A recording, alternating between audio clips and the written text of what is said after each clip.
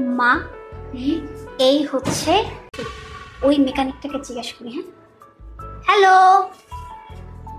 এই যে আলিফ, মানে আমি ভুল দেখছি না? মানে এখানে তুমি এসি ঠিক করতেছো? সিরিয়াসলি? ও মাই গড। মানে তোমাকে মা, তোমাকে পরিচয় করে দিই, ও হচ্ছে আলিফ, আমার বয়ফ্রেন্ড ছিল, মানে আমাকে পছন্দ করতো। আর তুমি জানো মা, ওর না একটা স্বপ্ন ছিল, দেখো না এখন কিসের স্টার হয়েছে, এসি মেকানিক। কি সম্ভব কি করে?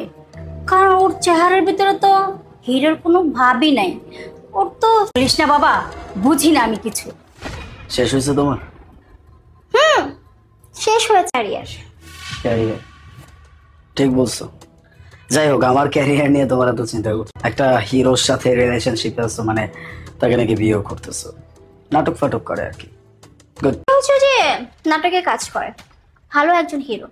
অ্যাটলিস্ট তোমার মতো এসি মেকানিক ছিল। ও মাই গড, বেচারা হিরো হতে এসে জিরো হয়ে গেল। খুব তো চেয়েছিলাম এসি মেকানিক। এনিওয়ে, ভালো কথা। তোমাকে একটু বলে রাখি, আজকে মানে এই অফিসে বাংলাদেশের একজন টপ মেগাস্টার হিরোর সাথে আমার নেক্সট মুভির কাজ, আর স্বপ্নটা নিয়ে নিও ব্যাস। এরপরে আমার স্বপ্ন তুঙ্গে, আমি হব এই মুনা, তুমি আমার সাথে থাকো, দেখবে আমি নিশ্চয়ই কিছুটা করতে পারবো। আর আমি যদি কিছু করতে পারি, ফালতু জানি কোথাকার। তোমার সাথে থাকলে এখন কি করতে হতো? এই যেখানে দাঁড়িয়ে দাঁড়িয়ে তোমাকে বাতাস করতে হতো, তুমি তো গরমে ঘেমে যাও। আর যদি টিকিটের টাকা না থাকে, আমাকে কল করো, আমি তোমার জন্য টিকিট পাঠিয়ে দিব। স্যার আপনার অডিশনটা পছন্দ হয়েছে, এখন স্যার একটু আপনার এডিটিংটা দেখবে সামনাসামনি, তারপর স্যার তো একটু শুটের কাজে ব্যস্ত আছে। শুটে আছে উনি? আচ্ছা, শুট কোথায় হচ্ছে? মনে হয় সবকিছু হবে। ওকে ঠিক আছে, আমি ওয়েট করতেছি। এই যে আমাদের স্যার চলে এসেছে। তুমি তুমি এখানে কি করতেছ? মেকানিক? হ্যাঁ, এসি মেকানিক। আপনাদের এইখানেই তো এসি ঠিক করতেছিল। নাকি মাথা ঠিক আপনার মিটিংটা হওয়ার কথা। কি? আমি তোমার অডিশন দেখছি। সরি যে কিছুক্ষণ আগে আমি আপনার সাথে অনেক দুর্ব্যবহার করেছি। বাই দ্য ওয়ে, জানি যে কোন ক্যারেক্টারের জন্য আমি আমার প্রোফাইলটা সাবমিট করেছিলাম, লিড ক্যারেক্টারের জন্য। আনিকা? বুঝলাম না। হ্যাঁ, আনিকা স্যারের গার্লফ্রেন্ড। কি? Made character. এই পুরো প্রজেক্টে একটা মেড ক্যারেক্টার আছে, যেই ক্যারেক্টার সে অনেক লোভী, সেটা তোমার সাথে খুব সুন্দরভাবে চায়।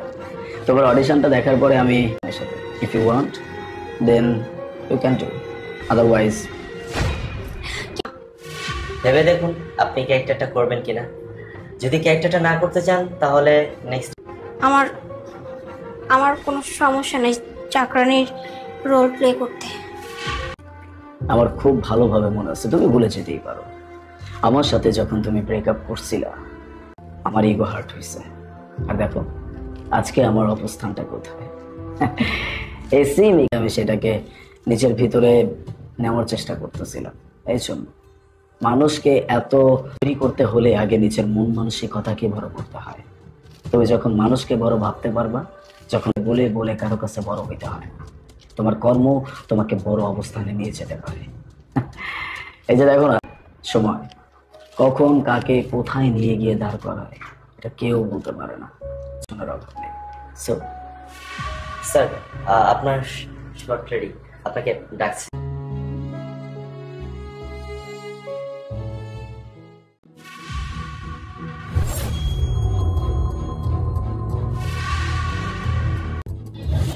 পাঁচ বছর পর দেখবো আমার থেকে কত ভালো মানুষ রেসপেক্টকে প্রতিদিন অপমান করে, ওই মানুষের সাথে থাকার থেকে না একা থাকাই ভালো।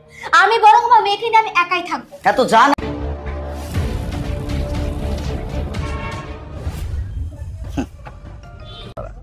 রাস্তায় দাঁড়িয়ে এভাবে সবজি বিক্রি করতেছে, যাই গিয়ে ওর কাছ থেকে কিছু সবজি কিনে।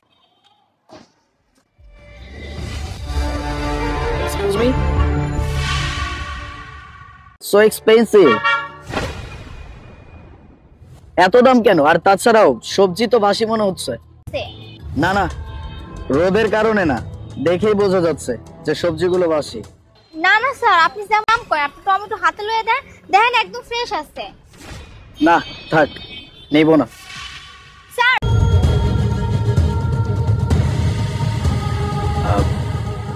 আপনার মেয়ের কি হয়েছে?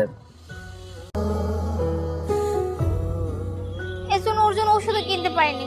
আপনি যদি আমার কাছ থেকে কিছু কিনেন তাইলে আমি ওর জন্য সবগুলো আমাকে দিয়ে দেন। সবগুলো নিবেন?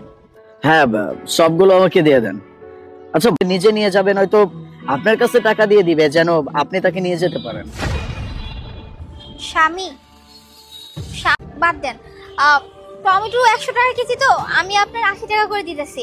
আর আপনার সর্বমোট দাম হইছে, আপনি 100 টাকা করেই রাখেন। এই নেন আপনার 1000 টাকা। না না স্যার, আমার বাহ, বেশ ভালো তো। আপনি এত ভালো একজন মানুষ, এত পরিশ্রমী একজন মানুষ, আপনার মতো একজন খারাপ ছিল, রাইট? না না স্যার, ও খারাপ আমাদের ছিল। সময়টা মোনা, তোমার এটা কি অবস্থা? আমি স্বপ্নেও কোনোদিন চিন্তা আমি তোমাকে রেখে অন্য কাউকে বিয়ে করব, মানে অন্য কাউকে বিয়ে করে আমি সংসার করব? আমি তোমাকে ভালোবাসি। আমার জীবনে এমন কোনো কাজ করতে চাইনি যাতে করে আমার মেয়ের ফিউচারের উপর কোনো খারাপ কিছু হোক, বা ফিউচার আমার মেয়ে। করে দাও।